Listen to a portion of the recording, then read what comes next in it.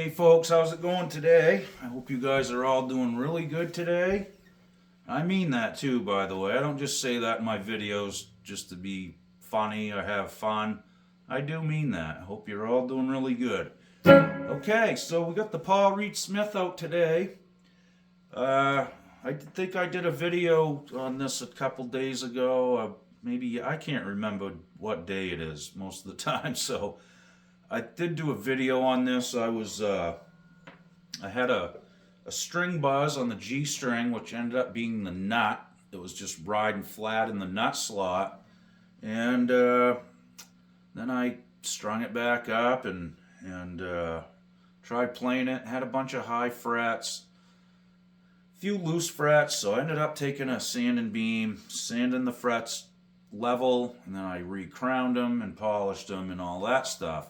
So if you want to check that out, I think I did shoot a video. So anyway, I'm just kind of testing this guitar out and making sure it's mechanically sound, okay? Now this is an older one too. This is from the late 80s, maybe early 90-ish. This belonged to my father. He passed it along to me.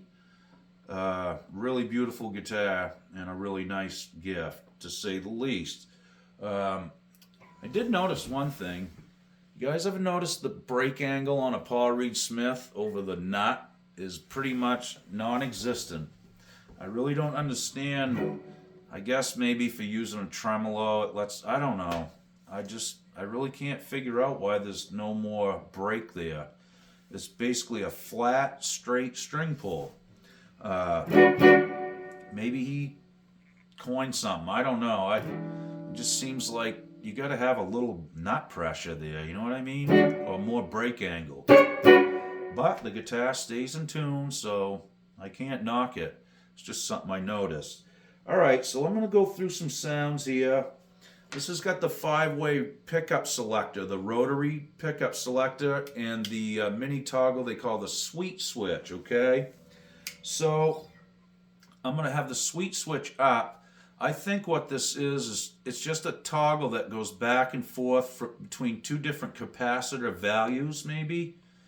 At least that's what I'm thinking. I haven't taken it apart to look inside, but maybe you guys know the technology. That's what it sounds like, though. There's no tone control. So you got volume, a 5-way rotary pickup selector, and this mini toggle. Okay, so let's start on the neck pickup. And that's the sweet switch flipped up towards me. We'll flip it down. You can hear it clean up or sweeten it, I guess.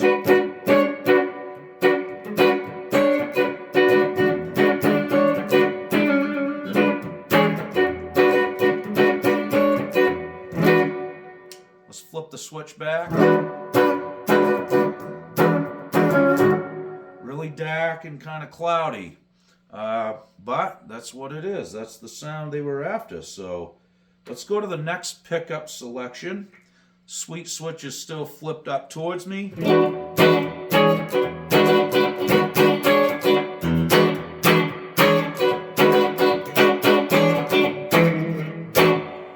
So I think we're on a single coil here. I'm going to snap the switch down. So that cleaned it up quite a bit.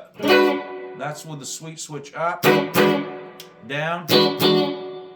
Got a single coil kind of strat thing happening here.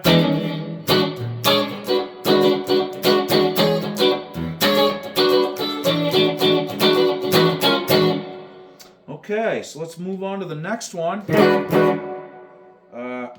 I think it's both together.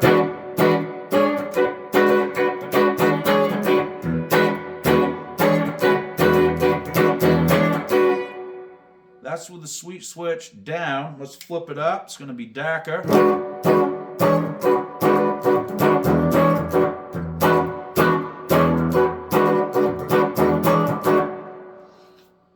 Is it useful? I don't know. It's cloudy. It's not my go-to tone, but...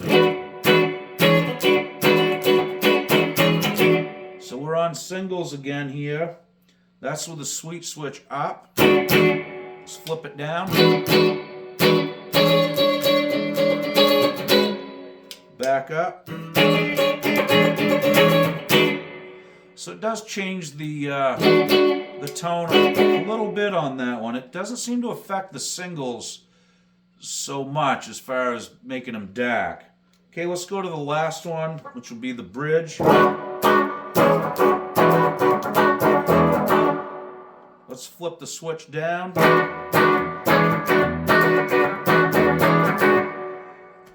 So, like I said, I mean, that's a pretty potent humbucker there, I can tell. It's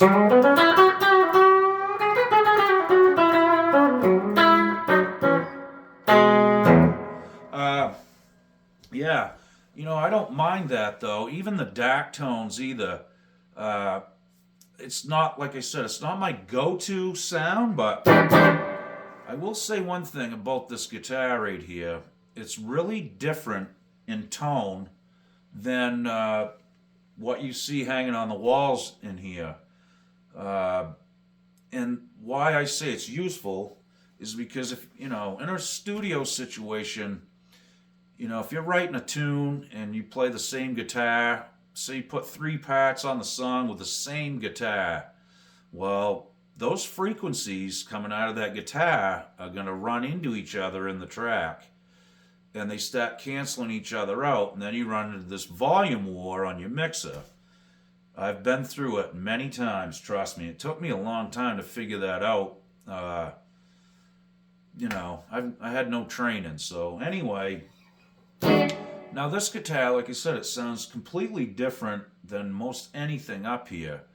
And that being said, this will be useful in a studio situation for me, because this kind of sits in a track by itself without butting heads with other guitars, I've noticed. And that's a really invaluable thing. I mean,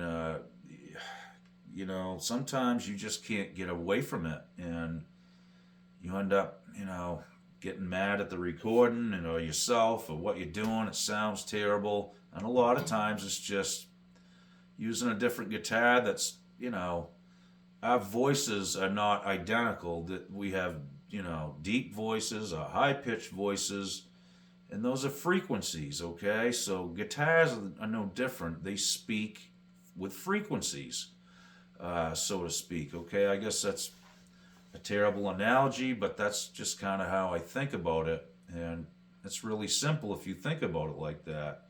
So, if I'm not saying that you can't sing harmony on a track against your own voice.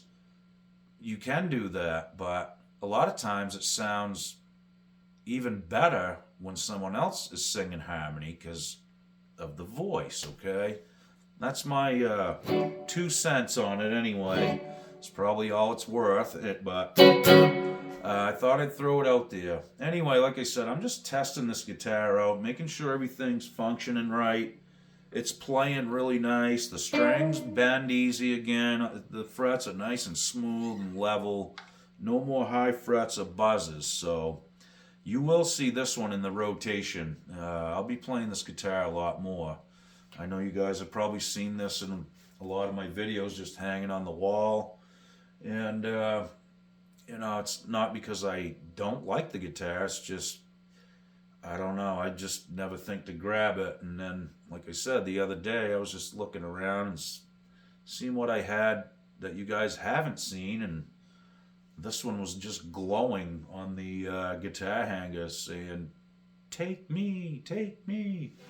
Just kidding. Anyway, guys, thanks for checking this out. I know that we're in a lot of playing and probably not the greatest demo in the world, but I thought I'd just walk you through the explanation of the switches and give you a little bit of tone just to show you what it sounded like.